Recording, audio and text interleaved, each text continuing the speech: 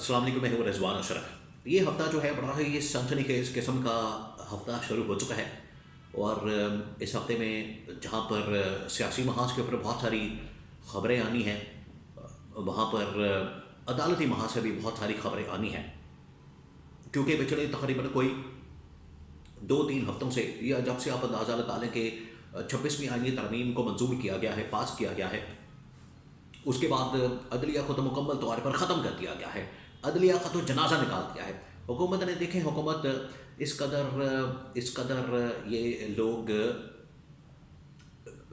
بالکل ہی بے حس ہو چکے ہیں، اور اپنے اقتدار کی لالچ میں یا اقتدار کے نشے میں یہ اتنے دھت ہو چکے ہیں، اور اس قدر حواس باختہ ہو چکے ہیں کہ انہوں نے پورا کا پورا عدالتی نظام پکڑ کے تو تباہ و برباد کر دیا، اور انہوں نے سپریم کورٹ کے اوپر نہ صرف حملہ کیا بلکہ آئین کے اوپر حملہ کیا، اور سپریم کورٹ کے اندر سے روح اور اس کی جان نکال دی، جس کی وجہ سے عدلیہ آپ کو بالکل اس وقت بے بس نظر آتی ہے اور بے اختیار نظر آتی ہے، اس کے پاس کوئی اختیار نہیں ہے۔ حالانکہ سپریم کورٹ آف پاکستان کا اگر ریاست کے مطابق دیکھا جائے، ریاست کے 3 جو پلر ہوتے ہیں، اس میں سب سے اہم ترین پلر عدلیہ کا ہوتا ہے، جو کہ ایگزیکٹو اور حکومت کے اوپر، ایگزیکٹو یا حکومت کے اوپر ایک چیک اینڈ بیلنس رکھتا ہے، اس کے اوپر نظر رکھتا ہے، اس کے اوپر کڑی نظر رکھتا ہے، اس کی نگرانی کرتا ہے، اس کو احتساب میں کھڑا کرتا ہے، انصاف کے کٹہرے میں اس کا احتساب کرتا ہے۔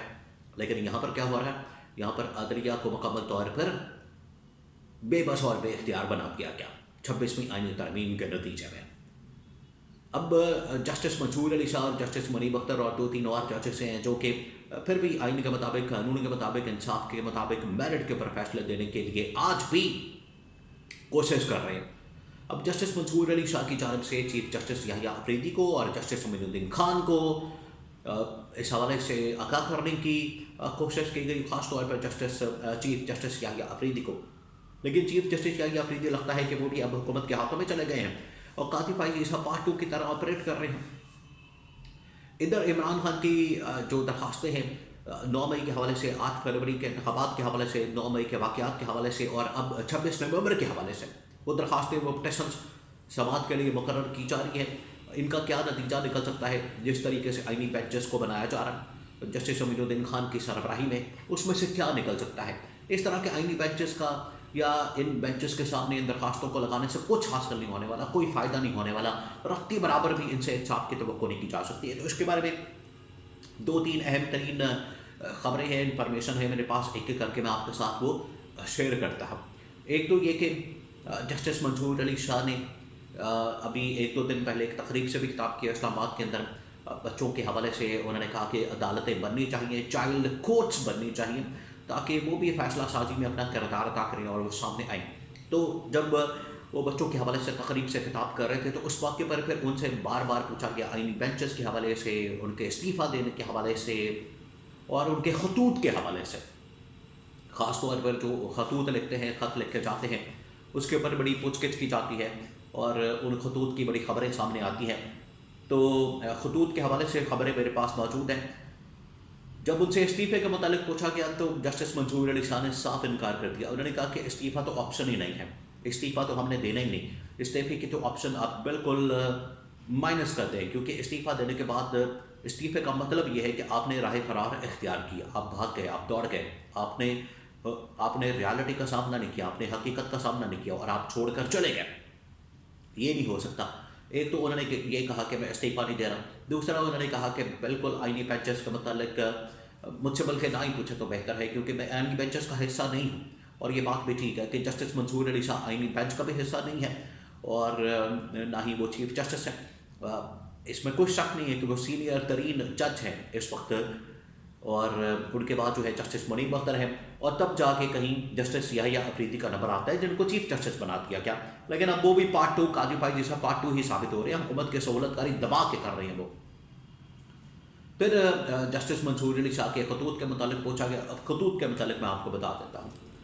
2 خط جو ہے وہ جسٹس منصور علی شاہ کی جانب سے لکھے گئے چیف جسٹس یحییٰ افریدی کو، اور انہیں کہا گیا 2-3 چیزیں اس کے اندر مینشن کی گئی، بڑی ویلڈ ہے، بڑی سالڈ ہے۔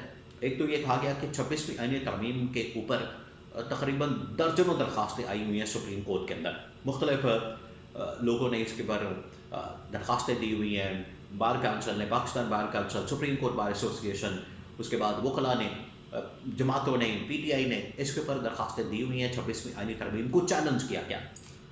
तो ये चैलेंज उनकी जानिब से जब किया गया तो अब इसके अंदर वजन है, जस्टिस मंसूर अली शाह ने ये नुकता उठाया कि अगर इनको चैलेंज कर दिया गया तो हमें अब जुडिशल कमिश्नर भी नहीं बनाना चाहिए, हमें मज़ीद 26वीं आईनी तरमीम के नतीजे में आईनी बेंचेस भी नहीं बनाने चाहिए, ये तमाम के तमाम मामलात अब हमें नहीं बनाने चाहिए, नहीं करने चाहिए। उस वक्त जब 26वीं आईनी तरमीम के बाद 26वीं ये आईनी बेंच बनाया जा रहा था, उस वक्त भी मंसूर अली शाह ने एतराज़ किया था।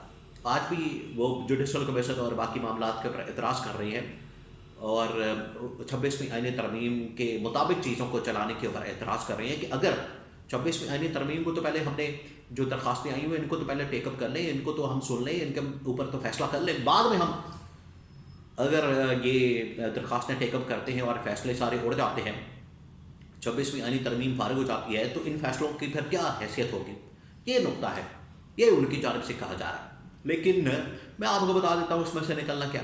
अगर 26वीं आईनी तरमीम दरखास्तों को टेकअप कर लिया गया जो कि आईनी बेंचेस के सामने आनी है, या 26वीं आईनी तरमीम को इन दरखास्तों को सुनना शुरू कर दिया गया, तो निकलेगा क्या?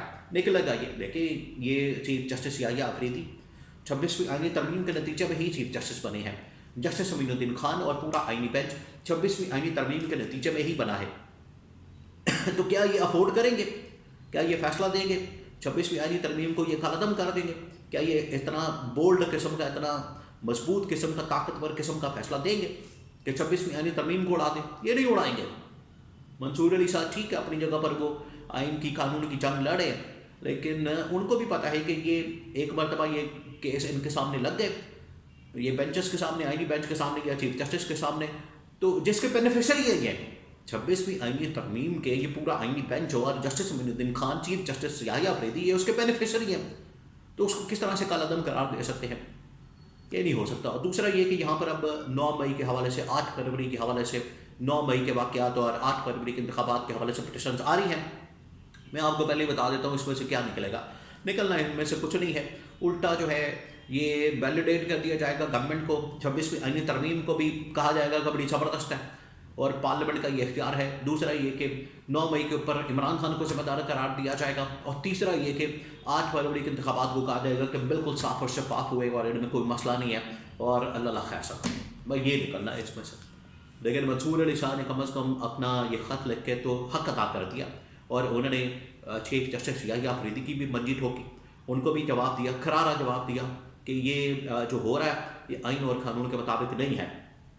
इसी तरह से आईनी बेंच को भी उन्होंने चैलेंज किया और जस्टिस मंसूर अली शाह ने अब अपनी हद तक तो किरदार अदा कर दिया है, अपनी हद तक तो उन्होंने जो काम करना था वो कर दिया है। लेकिन अब क्योंकि सिस्टम इस तरीके से मैनिपुलेटेड किया जा चुका है, इतना ख़राब किया जा चुका है, इतना आलूदा किया जा चुका है कि अब इसमें से खैर की तवक्को नहीं की जा सकती। और ये जो भी यहाँ पर जद्दोजहद करने की कोशिश करता है वो आखिरकार उसको यहाँ से सिस्टम से निकाल दिया जाता है।